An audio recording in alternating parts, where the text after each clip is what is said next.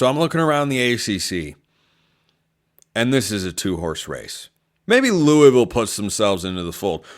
I like Jeff Brom a lot. They were in the ACC title game a season ago. And Louisville's schedule, by the way, will give them opportunities to showcase they can play with the two teams that are at the top of the league right now, because they will play both of those teams. October 19th, Louisville at home against Miami. That's going to be a big football game. November 2nd, at Clemson. That's going to be a big football game. That lovely little rotation, because Clemson plays Louisville, but Clemson and Miami do not play. That rotation of games likely going to determine who's in the ACC title game. The ACC is just full of disappointment, and Miami is not one of those teams.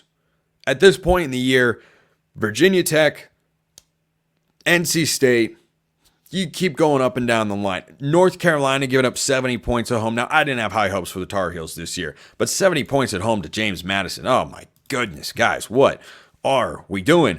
But if you go up and down the league, Georgia Tech flashed up, and Georgia Tech has come back down to earth, losing to Louisville last week. And, Duke is 4-0. They haven't played a conference game yet. Miami hasn't played a conference game yet. That changed this week. Speaking of disappointing, Miami plays Virginia Tech this week. Is there a more disappointing team in the ACC to this point than Virginia Tech? I don't know. Here's what I do know. Miami's really good. I think Clemson is also really good. So coming into this season, I did not see the ACC as a two-bid league, the same way I viewed the Big 12.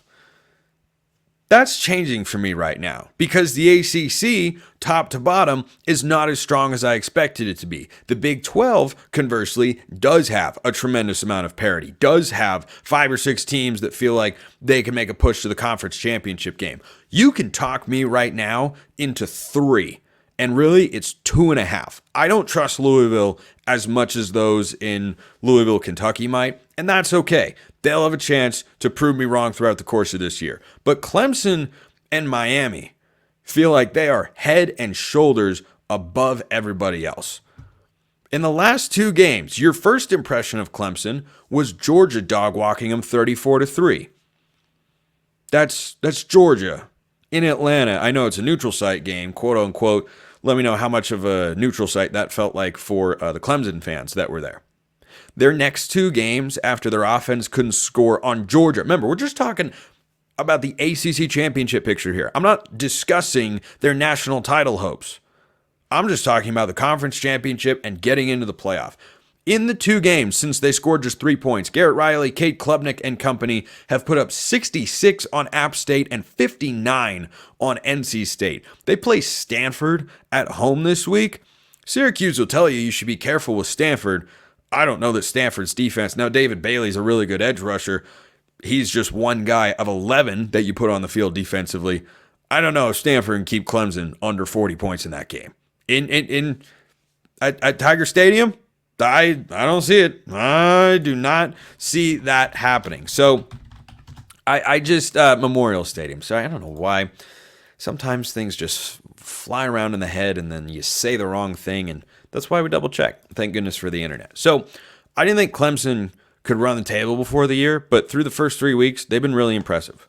They've been really, really impressive. Stanford, they go at Florida State, the Seminoles stink, at Wake Forest, host Virginia, host Louisville. That's going to decide it right there. If Clemson's going to be an at-large team, this stretch will decide it. Host Louisville, at Virginia Tech, at Pitt. Maybe I'm not talking about the Panthers enough. I think the Panthers have been a nice story to this point in the year. Eli Holstein's played well. Pat Narduzzi's got the boys playing really well over there in the great state of Pennsylvania. But I don't know that they're on a Clemson-Miami level. We'll see. We'll see. That's my answer on Pitt. And then it's the Citadel, and then it's South Carolina. That South Carolina's at home. That's a game you could lose. But Clemson running the table here feels entirely within the realm of possibility. So if you're an 11-win team, this is how the ACC could get 2 teams in. If you have 2 teams in the regular season that have 11 or 12 wins, they will both get in. And you could have that here. Because remember, Clemson and Miami don't play each other. They don't play each other. Louisville plays both of these teams. They could beat one. They're not beating both. They're not beating both. I am suddenly bullish on Clemson. I've been bullish on Miami the entire offseason. They were my preseason pick to win this conference. They've shown me nothing, and I mean nothing, to waver off of that prediction. But Clemson running the table here, going 11-1, and then Miami, and heck, maybe even if one loss is to Georgia and one loss is to, say, Louisville, or if they stumble against Pitt or Virginia Tech, those games are on the road in back-to-back weeks. Let's say they lose one of those games, but they beat Louisville and they beat the crap out of everybody else, and they go to the ACC title game and they lose to Miami. Would 10-3 get you into the playoff with Clemson? It's possible if they keep rolling people like this. Miami feels like a lock to win at least 11 football games. That's just in the regular season. Just talking regular season here. But that's the path. But these two teams are a clear step above anybody else that you feel like can contend in the ACC. And Louisville, Pitt, maybe. SMU's yet to play their first ACC conference game. I could look up and down. I look at what I've seen from Miami and Clemson, and they're impressing me. And Miami did it again over the weekend, if you were not aware. Miami final score against South Florida on the road, 50-15. That's a South Florida team that is a dark horse contender in the American and went into Tuscaloosa and played Alabama tight for 3.5 quarters, and then the Tide pulled away. Well, Miami, now the Bulls, to their credit, I got their mascot, after a little hiccup there. The Bulls played them tight for a little while, and then eventually Miami they did what they're going to do to a lot of ACC teams this year. They just have better football players across the board. They play Virginia Tech this week. I thought that was going to be a challenging game. Instead, the Hokies are 19-point underdogs, and I don't know that they're going to cover. If Brent Pry's team doesn't figure their you-know-what out this week, Miami will roll you, because Miami is yet to play a football game. They have played Florida, Florida A&M, Ball State, and South Florida. 2 games at home, 2 games on the road. Their shortest margin of victory, smallest margin of victory is the more accurate word there, as I try to remember how to understand the English language, is 24 points. 24 points. That's the closest game they've played. If you want to hold that against them, fine, go for it. They haven't played a close game yet. They can't do this, that, and the other. Okay. I don't know who's giving them a close game. Virginia Tech, no faith in the Hokies. At Cal has a tendency to play to the level of their competition. So maybe that game 8:30 p.m. Mountain Time. That's 7:30 Pacific.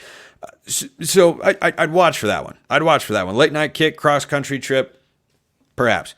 At Louisville, that game's going to really tell us a lot about Miami. If they go in and win that game by 10 to 14 points, they feel like a lock to win the ACC. Then it's Florida State, Duke, at Georgia Tech, Wake Forest, at Syracuse. Which of those teams is capable of hanging around with Miami? Now, that's something that I'm saying about matchups on paper. That's why you play the games on the field.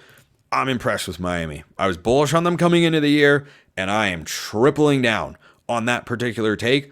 I think the Hurricanes are really good. I think Clemson is also really good. I would love to see them meet in the ACC title game. And the simpler path for the ACC to get in 2 teams is Miami go 11-1, Clemson go 10-2, but only have 1 ACC loss, and then Clemson beat Miami. Clemson gets the auto berth, and Miami's in as an at-large team, which they will absolutely do. See, I'm so fired up about how Miami's playing. I'm smacking my own mic around. That's where we're at with the Hurricanes.